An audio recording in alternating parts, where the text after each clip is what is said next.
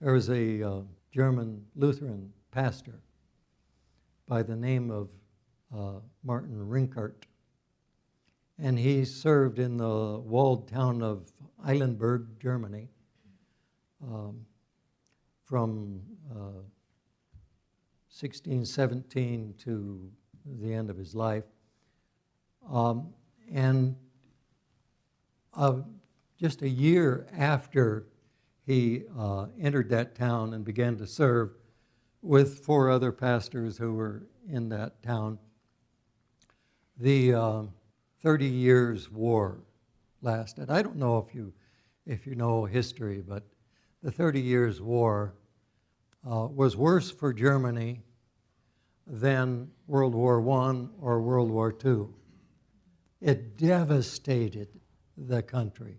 It wiped out so many people and so many towns, and everything was destroyed in that battle. It was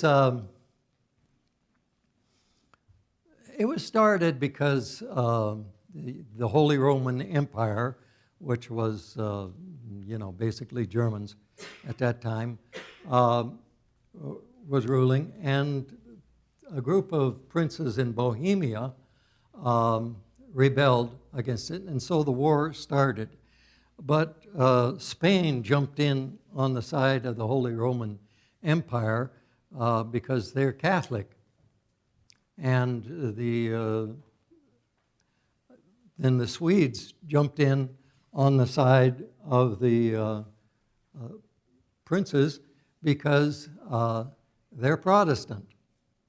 But after that, Protestant or Catholic had very little to do with it, because then France, who is Catholic, jumped in on the side of the Protestants because they were opposed to Spain.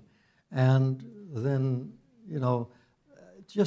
there was so many armies rampaging back and forth across Germany that, they didn't have supply lines, and so they would take everything that they came across, and it became more about robbing and pillaging than it was about conquest army to army, and they'd come in, and so all of the people from all of the surrounding areas, because this was a walled town, they came into Eilenburg, and there it was so overcrowded, and I don't know if you can imagine, their sanitary systems were not what we would approve of, and the smells and the disease and it was a horrible situation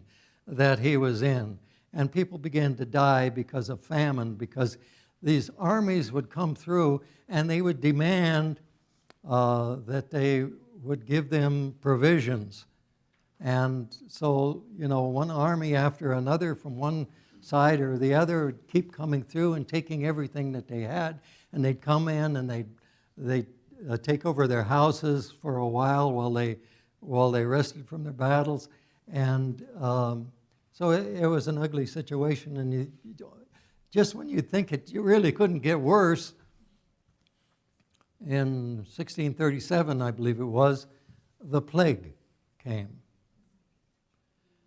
And Martin Rinkart, the main pastor there in the town, deserted and left for other places. And the other 2 pastors died from the plague. And so Martin Rinkart was left alone there, and he was conducting up to 50 or 60 funerals a day. He buried, he had 4,840, I think it was, funerals. And then they stopped having funerals. They just buried people in open pits because they couldn't dig fast enough, and there was no more room for individual graves. He lost his wife in this, and this torture continued like I said, for 30 years. But the point of this whole story is that right in the middle of this,